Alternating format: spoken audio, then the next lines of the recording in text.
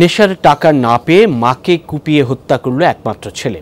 চাঞ্চল্যকর এই ঘটনা চট্টগ্রামের পাহাড়তলীতে। হত্যার পর মায়ের মরদেহের পাশেই বসেছিল ঘাতক ছেলে। পরে তাকে পুলিশের হাতে তুলে দেন স্থানীয়রা। জিজ্ঞাসাবাদের জন্য রিমান্ডের আবেদন জানিয়েছে পুলিশ।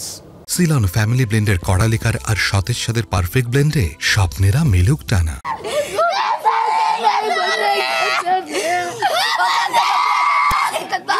নিজ সন্তানের হাতে নিহত রিনা আক্তারের রক্তাক্ত মরদেহ দেখার পর স্বজনদের আহাজারিতে এভাবেই ভারী হয়ে উঠে চট্টগ্রামের পাহাড়তলী ভেলুয়ার দিঘিপাড়ের পরিবেশ।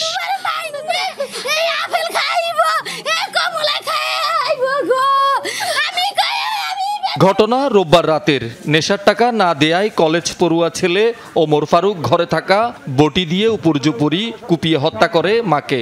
এরপর মরদেহের পাশে বসেছিল ঘাতক ছেলে। পরে তাকে পুলিশে সোপর্দ করে স্থানীয়রা। একটা মেয়ে বলতেছে যে আপনার ওই জ্যাঠসকে আর আপনার মেয়েরে কোপাইছে ফারুকে। তখন আমি ইঞ্জিনিয়ার সাথে সাথে আসার পরে দেখতেছি যেভাবে কোপাইছে এটা নজরবিহীন, মানে মর্মান্তিক ঘটনা ভাই। ওরা আসলে ফাঁসি হওয়া দরকার। মানুষ তো সুস্থ অবস্থায় এইভাবে মাকে মারতে পারে না, অসুস্থ অবস্থায় মারছে। নেশা খাওয়ার কারণে ওর মারা আত্মহত্যা করছে, মারছে।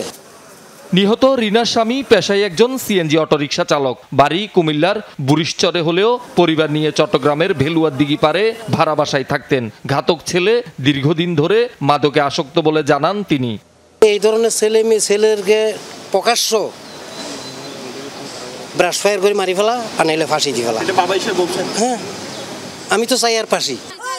মা হত্যাকারী ছেলের দৃষ্টান্তমূলক শাস্তির দাবিতে পাহাড়তলী থানার সামনে বিক্ষোভ করেন স্থানীয়রা। ও জুয়া খেলে নিশা পান করে, এই নিশার জন্য মার থেকে টাকা চাইছে, মা দেয় নাই, এই জন্য দুয়ার আটকায় মারে মেরে ফেলছে। ও তোর ফাঁসি হয়, ওর মারি গেল।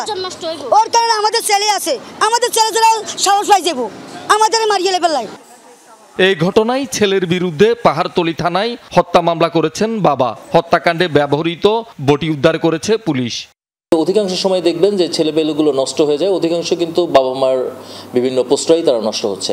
তা আমরা বারবারই অনুরোধ করব, ছেলে নষ্ট হতেই পারে কোনো কারণে, কিন্তু সামাজিক অবক্ষয়ের কারণগুলো আমাদেরকে খুঁজে বের করতে হবে। আর শহীদুল সুমন, যমুনা নিউজ, চট্টগ্রাম।